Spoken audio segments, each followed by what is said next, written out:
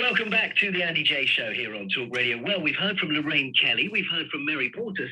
It's time to continue our hat trick of wonderful women. I'm delighted to welcome to the show a writer, a podcaster. You'll know her from things like Celebrity Gogglebox, and she also just happens to be the daughter of Jonathan Ross. It's the wonderful Honey Ross. How you doing, honey? Hi, I'm doing very good today. How are you? I'm alive and kicking, thank you. Fantastic. Yes. Diving in like it's the weekend and hurrah. That's what I'd say basically. Yes. Now, honey, let's have a chat because we know you obviously the whole world has watched you, well, at least the UK has watched you on Celebrity Gogglebox, which is just, what a lovely show. What a life-affirming piece of joy that is. Completely. But of course, well, actually, let's just go down that route for a while. Is it fun to be on? Is it good to do? It was a delight. In terms of, it was one of the nicest days of work I've ever had. It was so wonderful to get to work with my family like that. And yeah, would love to do it again. Was absolute joy. And what a special show they make. Really, really one of the best things we put out as a country. Yes, and that seems to reflect the nation so beautifully. Yes. It's so nice with the cross-section of people they have on there. But I imagine, honey, when they called you and said, right, so basically you've got to just hang out on the sofa with your partner, your dad, your brother, and watch some telly. That can't have been a hard decision. Oh, no question. All of us were just so excited. We're all such fans of the show. And just, the idea to get to work together was just heaven. Because, when does that happen? What a dream. Yeah. And also from watching it, it didn't look like you guys were performing. Do you know what I mean? It didn't look like you were kind of competing with each other to get the funny lines in or to have the best reaction. You just seemed to be being very real. It was very organic and just, it was just family time. It was really lovely. I think that's what makes Gogglebox such a special show, is everybody's just, having a lovely time with their family and friends. It's a really special show. I feel very honoured to have been on it.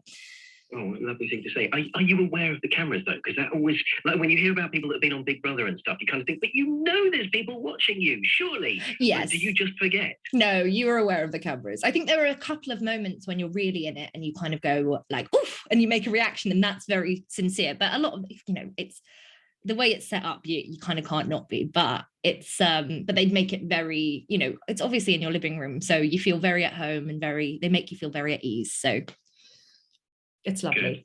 Did they make the tea, or are you expected to do it for the crew? We make the tea. We made our own teas and provided many a tea to the crew. Good. That's what I like to hear. Excellent. Now, honey, let's chat about you, because you are sort of reaching out into the world now. We're just starting to get to know you. And I realise, at 24, you might be thinking, well, hang on, I've been around for a long time and I've done a lot, etc. But you know what it's like with the public perception. There's always that my 10-year overnight success, isn't it? 100%. Yeah, it's so funny. It's like I just landed here a couple of days ago. I'm like, no, I've been out here living for a long time, but Yes, exactly. And creating and doing and flying the flag and all the rest of it. But how is your journey going? Let's talk about, because obviously, like I say, there's that immediate impact that something like a Celebrity Gogglebox has, but you've got so many other things happening. You've been modeling, you've got the podcast out. What else is kind of new for you, and what's changed for you in terms of your awareness that the public is now really kind of, you're on their radar? Yes, I think one thing it's made me very aware of is using my platform for good, which is one of the reasons I'm actually working with Bumble, because I think the work they're doing right now around self-esteem and body image is so important. And obviously body image is something very close to my heart. I'm doing a lot of things, though. I'm a writer, obviously. I do a lot of work. I work in film and TV as well, but I keep a lot of that quite private, because I'm, obviously just trying to get somewhere in that. But in terms of my public work, I just want to try and use my voice for good and to help people feel less alone, and especially when it comes to how they feel about putting themselves out there and empowering themselves. I just want to make sure I just want to try and give people the peace of mind I've managed to find in my relationship with myself. Yes, I think this is really important, and we must talk about Bumble in a moment, but you sort of talk about your relationship with yourself. Please forgive me if I'm misquoting you, because I often do, and I always have to check with people. But am I right in thinking, I think I've read somewhere, that when you were growing up, you had what's called body dysmorphia. Is that right? Which means, you sort of had some issues with your body, and you've sort of subsequently said you're frustrated by the amount of time you spent wasted disliking your appearance? Yes. I mean, I definitely had body dysmorphic tendencies, and I struggled to see my body for what it actually was. I'm assuming the piece you're quoting mentioned, there was a thing I wrote, which was how I felt at the time, which was when I was a teenager, I vividly remember thinking I was so big, my friends wouldn't be able to wrap their arms around me. And I was a size 10. So obviously dysmorphic. But that was because I had been made to feel like I was so huge, and not that there's anything wrong with that, and I live in a large body and I exist in a large body and have my whole life, not when I was a size 10, but I do now. I'm a size 18 now. And I had just been made to feel like my body was a problem my whole life, by mainly the public and the media, and just society. It's the way our society treats people in larger bodies. Yes, which makes no sense at all, because what value is that on a person? Who cares what someone looks like or what size they are? I've never really understood that personally. Me neither. And I think also it's so fascinating to me that people have ever thought that shame would be a motivator in getting to someone to change their body. I think, so many people, well, this is, again, it comes back to Bumble.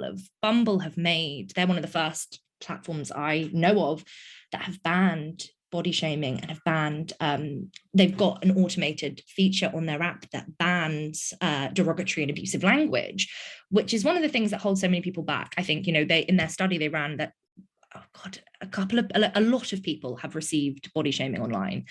And it's something that holds you back. It holds you back from putting yourself out there. It fills you with fear, especially, I remember, and I'm so lucky because I've done so much work on myself that I don't feel this anymore, but the fear and dread I used to feel when I was younger of being perceived and putting myself out there, I was held back from doing so many things because I was worried about being judged for my body. And it's like, life is meant to be fun. Dating is meant to be fun. All of these things are there for the taking if you can take a deep breath and realize that everything everyone else is saying is just noise, and the relationship you have with your body is your own, and it's on you to fix that and get there.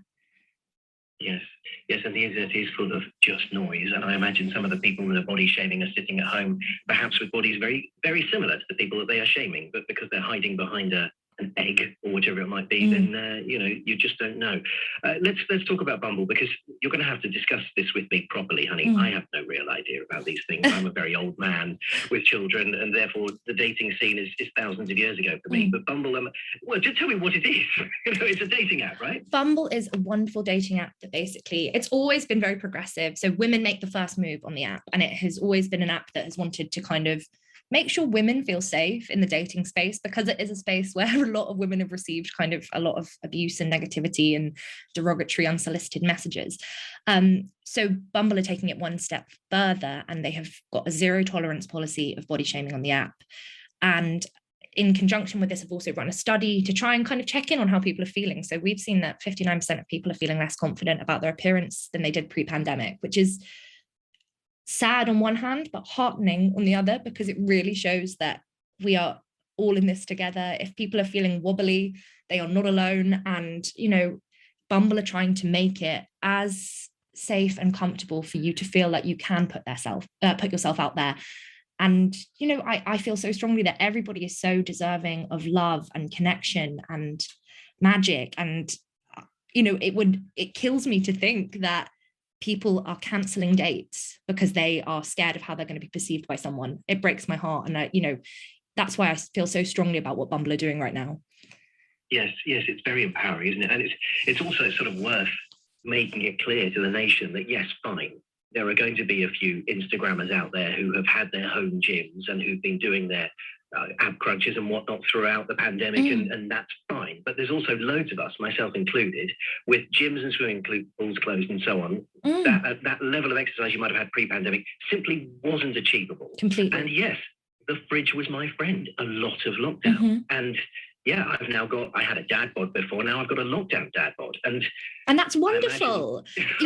But my feeling is your body got you through a terrifying pandemic, and you survived, and you're out the other side of that. And that's why, we're still kind of in it, but it's the lockdowns. Our bodies got us through very tough lockdowns. And like you said, we did not have access to the same things that maybe we used to move our bodies around. And our fridge was, one of the few reliable sources of comfort that we all had and control we had over our lives. So, you know, everyone's body, apart from, like you said, that handful of home gym people, everyone's body has changed, and that's okay. I think it's about reassessing.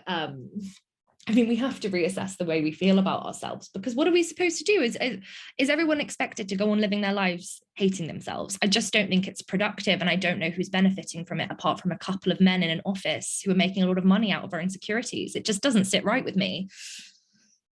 Yes, you're so right, honey. And I actually wonder as well if part of this sort of newfound self-image challenge is because it's getting a bit warmer. You know, over Christmas you can wear bigger jumpers and you can hide in jackets and whatnot, can't you? Whereas if you're going on a date now, if you show up in a big woolly jumper, you're going to look a bit strange.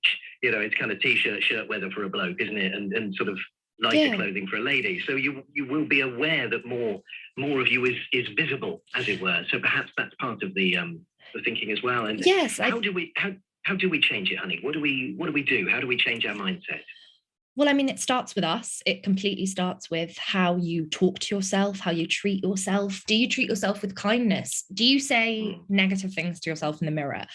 Because if you do, it is time to stop. You are just making your body a hard place to live. And you can't, you know, you don't have to be self-deprecating. You can be your biggest fan. And I really encourage it, because the fact is, we all know the world is not that kind out there sometimes. So why not give yourself the kindness that you're seeking elsewhere? Because you can do that. You know, you can give yourself that love and support from internal means. Yes, and actually confidence, not arrogance, but confidence is attractive.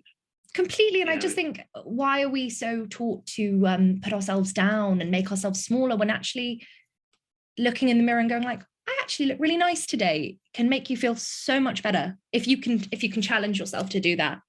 But there are so many things that one can do to work on their relationship with their body. You know, me and my co-host of my podcast, The Body Protest, Nadia Craddock, often talk about the kind of toolkit of self-care that you can use when you are having a bad body image day, and the things that you can do to kind of reconnect with your body. Because I think a lot of the time, social media and life just leave us feeling very disconnected from ourselves. And it's so important to find those moments of reconnection, you know, going out in nature, doing yoga, things like that, that just remind you that you're so much more than your body. Yes, absolutely. And it's about having that mental approach to social media as well, isn't it, honey? Because obviously, I know it's a slight tangent, but bear with me on this one. Obviously, last weekend, England were in the final of the Euros, and we lost on penalties. And one of the most abhorrent things that happened from the back of that was the three lads that took the last three penalties have received the most vile abuse online. No, it's been horrific. It's debased and disgusting, and I hope and pray that does not reflect, you know, the 99.9% of the population's feelings. I hope it is the absolute minority, this kind of perverse vocal minority of idiots who have no place. But nonetheless, what I was trying to say to that is the reaction to those words, the reaction to that stupidity that was thrown at these lads, has in general been extremely positive. Look at the Marcus Rashford wall in Manchester, for example, which is full of flowers and tributes and people showing up to say thank you, and etc. And it's sort of about saying, okay, social media is not real. Completely. We will stop you in the street and say, thank you, you're amazing, you're brilliant, thank you for stepping up. That's what we'll say in reality. Well, I think that's a really brilliant point. And I think, you know, especially in the year we've had and the pandemic, it's very easy to think that the social media world is real life. But the fact is, it's not. It is a space that exists that you are in control of. And, you know, I've said this before, but your attention is one of the most valuable things you have. And where you choose to direct your attention is so important. And if you're directing your attention on social media, mindlessly scrolling past things that do not make you feel good about yourself, you're absorbing that. You know, it's up to you to where you direct your attention. And if you're directing your attention to things that are going to make you feel good in your body or bad in your body. Very wise. Yeah. Be kind to yourself. Always be kind to yourself. Be kind to yourself and be kind to others, ideally, is my message, really. I love it. I mean, that's what we should all be living by, honey. Simple. Can you maybe run for PM? I mean, I think I'm maybe a bit too scandalous for that. Maybe posted one too many nudes on Instagram, but hey, come on. When it comes to scandals, unless you've got lots and lots of random children dotted around the country, you don't have a lot to live up to be fair. You know what? The bar is pretty low, isn't it? So who knows? You never know. That I would like to see. I know. I would like to see.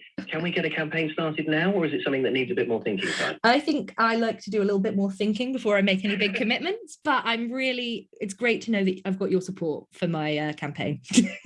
You've got my number, honey. You get back to me when you've made a decision. As soon as I'm ready, you're the first call I'm going to make. Do you know, you're the second guest that I've suggested this to in, like 2 years of doing this. The other one was Nicola Thorpe. The two of you together would be one heck of a meal ticket. That would be amazing. What a dream team. Yeah, that's it would be incredible. Powerful. It would be incredible. Yeah. Chancellor and PM, then we're sorted. We're all sorted. Yes, yeah. I agree completely.